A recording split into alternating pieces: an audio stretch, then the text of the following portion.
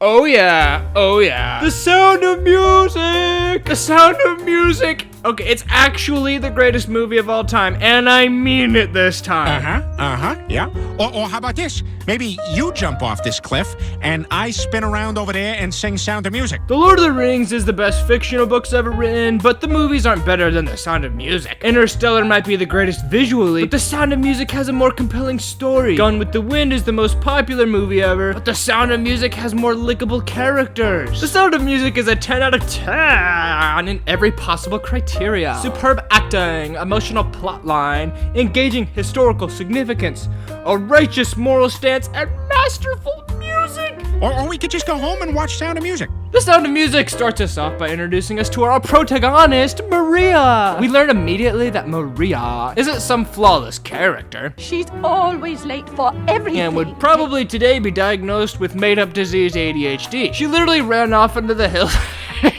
She ran off into the hills to start singing and completely forgot about her duties as a student at the nun thing. She's such a problem child around the abbey that the other nuns produced an entire choir piece about how much of a pain Maria is, and they taught it to the entire abbey so that they can burst into song at any time and proclaim their frustration for Maria. Public education is killing this country. Anyway, the wise leader nun lady, she tries to take a whack at fixing Maria. How do you solve a problem like Maria? It's a growing suspicion of hers that it's not Maria's calling to be a nun. Nearby rich dude had his wife die a little while back, and this guy is so rich that he hires people to look after his 7 mobster kiddos instead of being a father. Down at the abbey, lead nun lady decides this would be a perfect opportunity for Maria. She packs her guitar and leaves for her new job as a governess. I really don't think there was a guitar in the case in this scene. When I carry my guitar and it bumps into my knees, I feel like I'm gonna buckle over crippled for all eternity. Unslowed by her weightless guitar, Maria enters the rich person's house. We're introduced to the rest of our primary cast by means of a whistle. The captain pulls up, he's all stoic and mean. He blows his whistle and the kiddos all introduce themselves. I don't know what it is about this scene that makes me laugh so hard. Maria is something like the 12th in a line of governesses, and the family has low expectations for her. So Maria immediately takes a brand new approach to raising kids. She treats them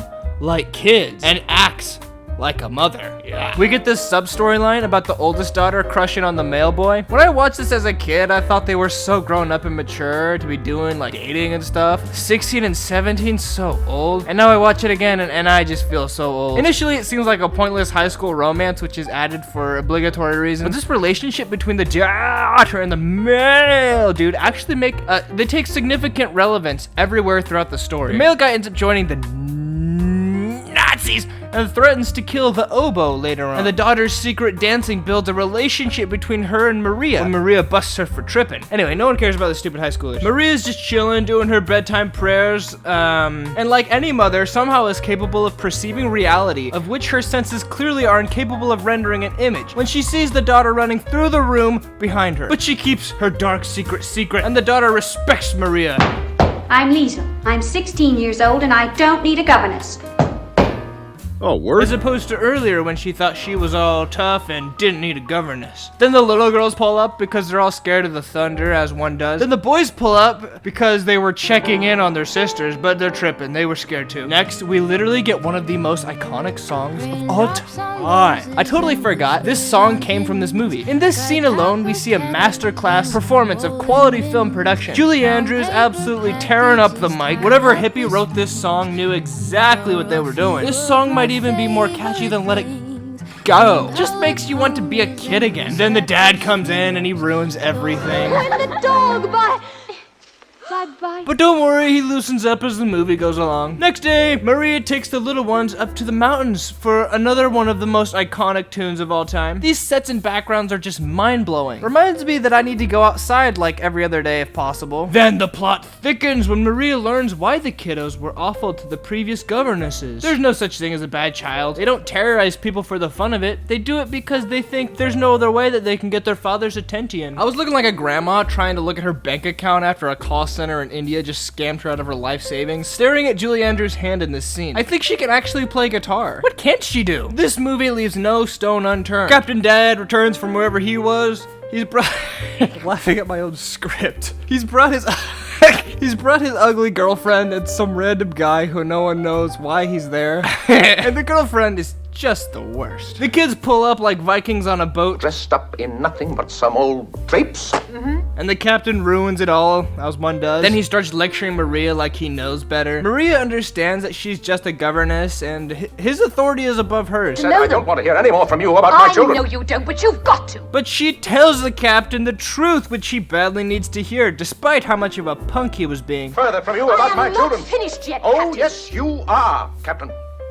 You will pack your things this minute. Then Punky Dumpling tells Fräulein Maria to bounce because he's a joyless nerd. And return to the Abbey. What's that?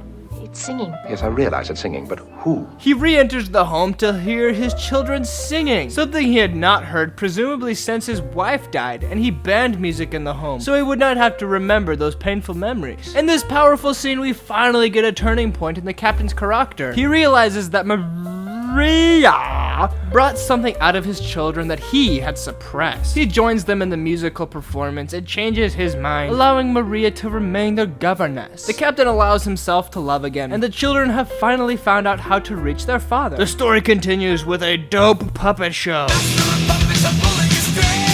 And the random guy that somehow snuck inside the house is trying to make money off of the kids for some reason. The dad doesn't like this idea, surprise, surprise. There's a cute dance scene and the girlfriend is getting all jelly. You're so jelly. She goes up and doesn't even really lie to Maria. She tells Maria that she's so unbelievably attractive that she needs to bounce because essentially the girlfriend wants the captain all to herself and wants Maria to go away. Everyone knows that Maria and the captain like each other. They just don't realize that each other likes the other, and it's the classic kebab. So Maria bounces back to the Abbey. And that's the first part of the movie! Part 2 opens with the girlfriend trying to act motherly, but she just sucks. Back in Catholic town, Maria tries being a nun again, but is clearly so sad about it. And lead nun boss lady has a girl chat with her and explains what she suspected about Maria all along. She has much too short of an attention span to be a nun. And she's all like, Girl be better trying to get back in there and riz up that captain. I'm trying to finesse some church wine and get blasted at your wedding night. That's not exactly what she said. But Maria's like, You're right, I'm tripping. And she goes back to the kiddo. Then probably the most difficult conversation one could ever have. Telling a person who's dating someone else to go break up with that shouty because you are in love with that person instead. Fortunately, it goes really well and exactly that happens. Knowing girlfriend realizes the only thing she had going for her is her money and dangling by a thread over the line between hideous and a literal blobfish. So she goes away and Maria marries the captain. She goes from Maria Julie Andrews to Maria Julie Von Trapp. The nuns are popping off in the background. Oh yeah, and you remember the daughter and the male boy? They run into each other in the streets, but now the guy is all, look at me, I'm a Nazi now. And your dad's not a Nazi, so I'm trying to be run around. Maria and the captain, they go on their super cute honeymoon and come back, but you don't get to see any of that because you're not old enough. But now there's a Nazi flags everywhere.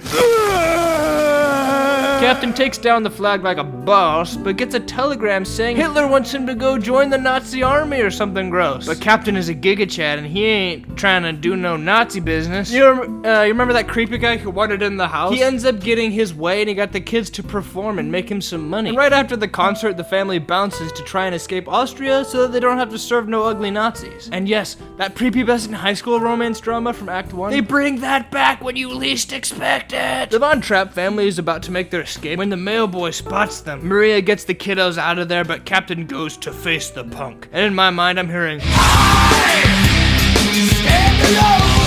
as he approaches Lil Pumpkin. Then the captain has no weapon, but Pumpkin has a pistol. Having no choice, the captain stares death in the eyes and approaches Lil Pumpkin. He gets close enough, then rips the gun from his hand, establishing the difference between a boy and a man. You'll never be one of them, he says. That seemed to trigger Lil Pumpkin though, and he started to blow his little whistle. The Von Trapps get in the car and they NASCAR their way out of the Abbey. But oh no, the Nazis are pulling up and they got cars too. You're a boy, dog. Don't even trip. If I've told you once, I'll tell you again. The nuns ain't even tripping. What are you trying to do? Pull up on the nuns trying to throw down? Brother, you picked the wrong fight. The nuns gutted the Nazi car so they couldn't pursue the Von Trapps. The movie ends as the families are backpacking their way through the mountain in search of freedom. Nuns, songs, true love, true breakups, Nazis, kiddos, guitars. What makes this movie so amazing? Firstly, I would implore you to even find a single plot hole. Try to find a flaw in this movie, you little punk. When you watch great movies like The Lord of the Rings or Harry Potter, the movies end up having these plot holes. Like, why didn't they just use the eagles to fly into Mordor? But if you were familiar with the books, you would know that the eagles are servants of Manwë and they don't serve elves or men. When they pull up, it's kind of a sign that Manwë senses love, pretty much. But you wouldn't know that from just watching the movies. I learned The Sound of Music is based on an actual family in Austria, and the writers of this movie seamlessly converted a real-life story into a movie script. The music is superb and unequaled by any movie maybe ever. Fittingly so, Sound of Music. The genre isn't my personal favorite, but it would be ignorant to say that I'm not still singing Do Re Mi while writing this script. Nuns and Nazis. This story is based in reality which took place less than 100 years ago. Historical and cultural times played a significant role in this movie. Finally, the single easiest way to make a story transcend time is to tell a love story, because love transcends time. One love story in this movie didn't work out. The second love story is what, in my opinion, moves this movie from amazing to the greatest of all time. The movie takes a firm stance on the quintessentiality of marriage in our world. When the captain and Maria realize they love each other, they don't turn it into some weird hookup thing. My man puts a ring on it. Some people say that marriage is hard. No. Really? Being single is hard. Anything worth fighting for is hard. In life, it's up to you which difficulty you're willing to endure. The difficulty in the present, which leads to better results in the future, or the absence of difficulty now, which leads to suffering in the future. Some say marriage is extra pressure on a relationship. Yeah, that's kind of the idea. When you're not married and you build a life with someone, you can just leave at any time. This is not a behavior we want to enable for our boys. The idea that you can just use up women and bounce at the first slightest inconvenience. Marriage is good for people, and it takes work to take care of one. Some say marriage is a very ancient practice, which is true, and so is eating water and drinking vegetables. No one is trying to say we should stop doing that, because for all of human history, marriage has been a very good thing for the people who do their best to do so. When Maria marries the captain, they commit to service to one another, and to the small army of kiddos who badly need a mother in their life. Anyway, what do you think is the greatest movie of all time? And why is it The Sound of Music? Drop a comment and be gone!